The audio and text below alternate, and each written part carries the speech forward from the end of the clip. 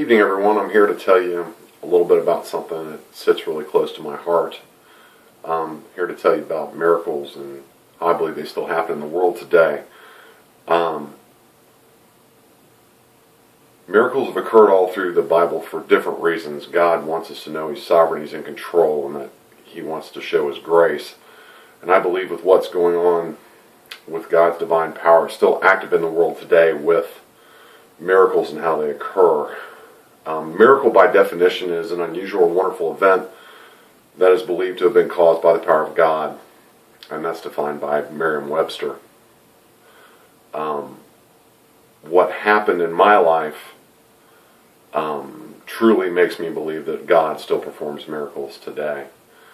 It happened about a little over a year and 3 months ago. And it happened very close to home. I got a phone call about 2:30 in the afternoon on May 3rd of 2012. And it was a phone call that nobody ever wants to get, especially as a parent. It was a phone call from my daughter, and she informed me that my son was in an ambulance on the way to the hospital. I was absolutely in shock. I couldn't believe what I heard. Dad, he's barely breathing, not moving, don't know what to do. Just to give you a little background, I was living in Iowa at the time. My son Brock is almost 24 years old. And he was unresponsive, not moving, found by my 19-year-old daughter Marissa at 3:30 in the afternoon, Ohio time. And I was in Iowa, 10 hours away, 2:30 my time, and couldn't believe it. Could not believe what was happening. He was in an ambulance, and she was flipping out. I ran home. In my mind, I'm at work. I'm in the car business. I ran out the door, ran home, told everybody that I had to go. I got home, briefly told my wife what was happening, Julie, and said, I got to pack, I got to go. And what she said to me was, well, do you think we could go get our daughter, my youngest daughter, Madison, from school? Oops. Pretty much had forgotten about that. So we hopped in the car and we went and grabbed her and went back home, and we were discussing what we should do. And I had told her, well, probably should drive there. And she's like, no, I'll get you a plane. Well, that would have taken too long. And so we got home, and I got a phone call from his aunt, and she at that time had said that he was being intubated, which at the time didn't know what that meant, but they're putting a tube down his throat. He's unable to breathe on his own, so it was much worse than we had anticipated. I grabbed some clothes, grabbed some stuff, hopped in my car, made a bunch of phone calls on the way there, calling pastors, calling friends, calling family, letting them know what was happening. I had a 10.5-hour drive, praying to the Lord just to get me there safely and me not to do anything silly or stupid. When I arrived, I got there, met by his uncles, and when I walked into the room, I wanted to do pictures instead of a slide because I wanted to show you exactly what this looked like, because I know the PowerPoint, the last one I did, was very difficult to see. This is what I saw.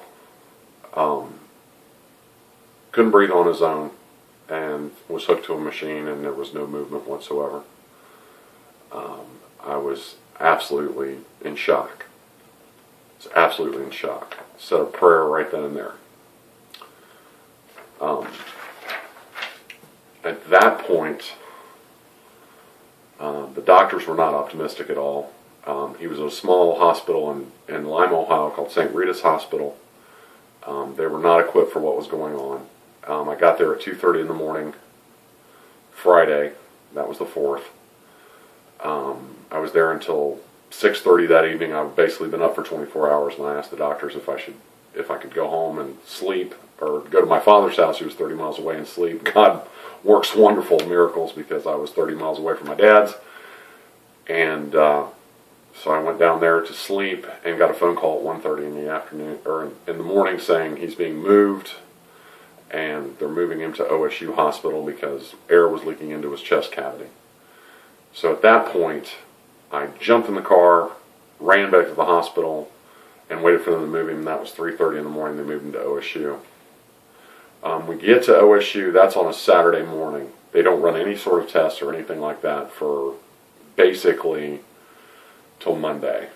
So Monday they're doing MRIs to see what kind of brain activity. He's not moved at all. He's not moved whatsoever. The doctors were not very optimistic at this point.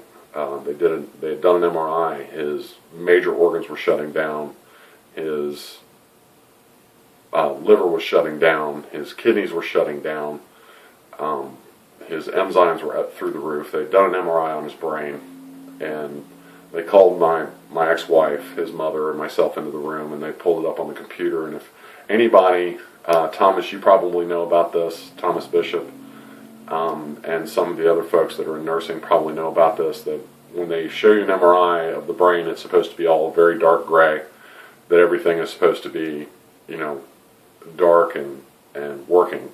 The doctor informed us that any parts of his brain that were white were either dead or badly damaged, and that was a problem. He scrolled through the different things, showed us that in his frontal lobe, that the frontal lobe was completely white. They also showed us at the top of his brain, around his ventricles where they hold his spinal fluid, that was also completely white. And that at this point they weren't certain whether he was going to be able to come out of this or not. This was on Monday. So we went from last Thursday to that Monday, and he had still not moved. He'd still not done anything. So we went to the next Thursday, and what we'd noticed as we were in a little waiting room, what we'd noticed is that people that went into this waiting room, this was OSU's critical care unit. This is where people were sent to die.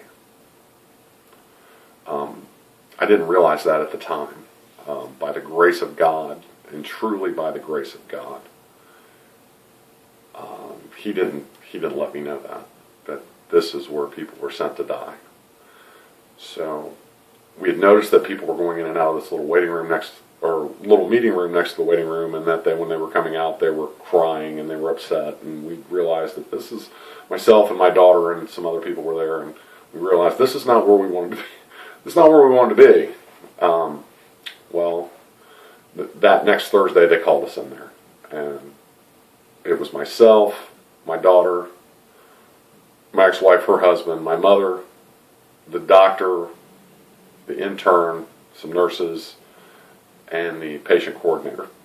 And they sat down and they explained to us that Brock was not moving, that it did not look good, that they wanted to put a plan in place. They wanted to remove the tube from his throat.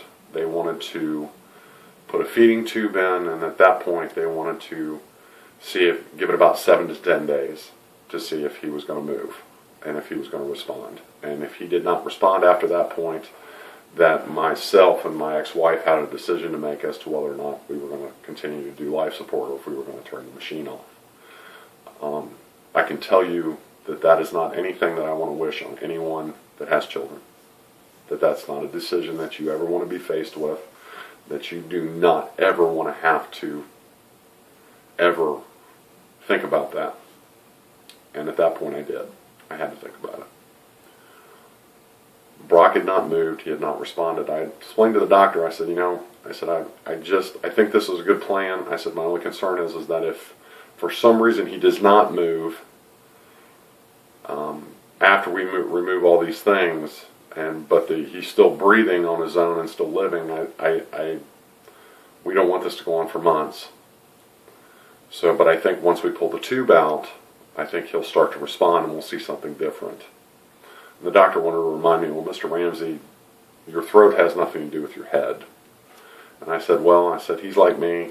If you're bugging me with something all the time and something's irritating me and you're asking me to blink my eyes and squeeze your hand and do all these things that you want me to do, until you get the thing out that's bugging me, I'm not going to do it.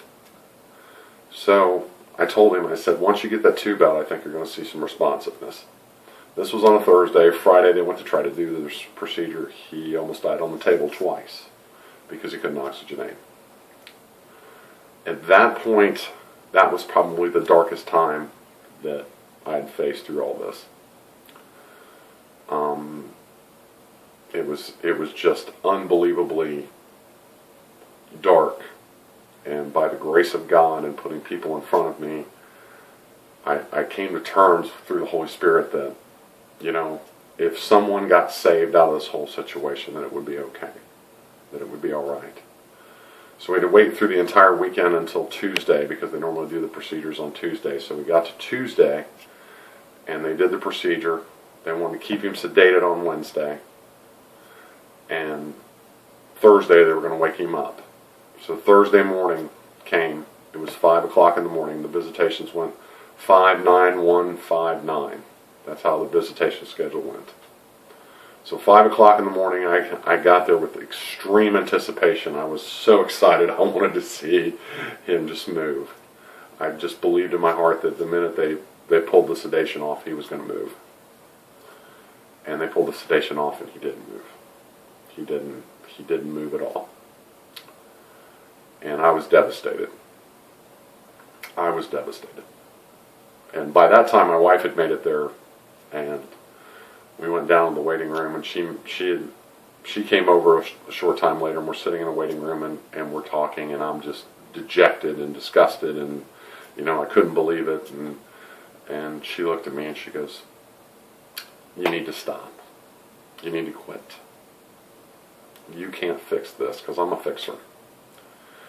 I said, she goes, "We need to pray," and we did. And we just asked God to just, whatever His will was, to be done. And we went upstairs and we sat in the waiting room, and about 5 till 9 the nurse came out. And she looked at me and she looked at the rest of us and she said, "He's awake. He's awake." We could not believe it. We could absolutely not believe it.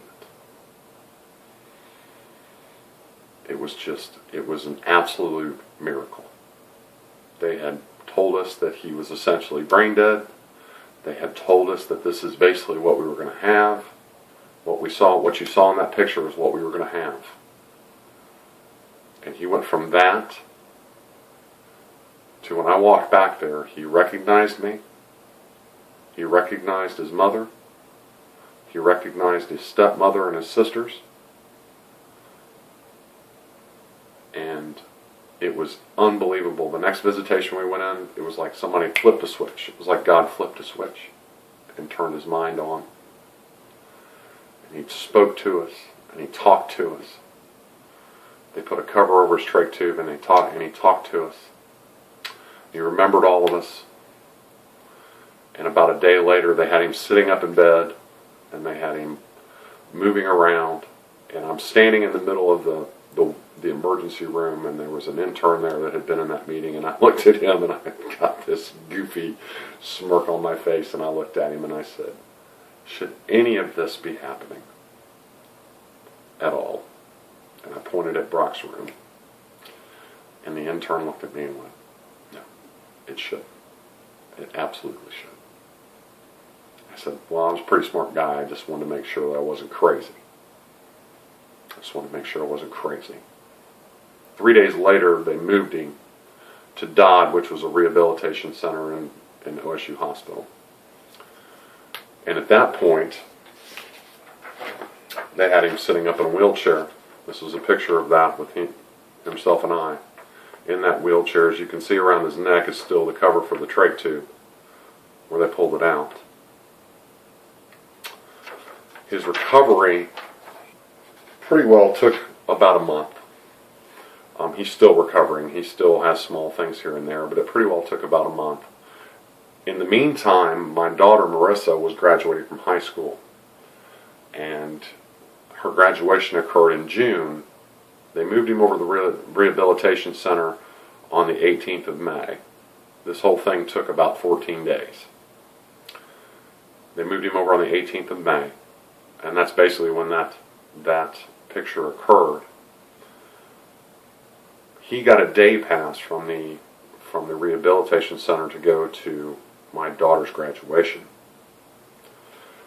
And this is a picture of him and my two daughters at Marissa's graduation.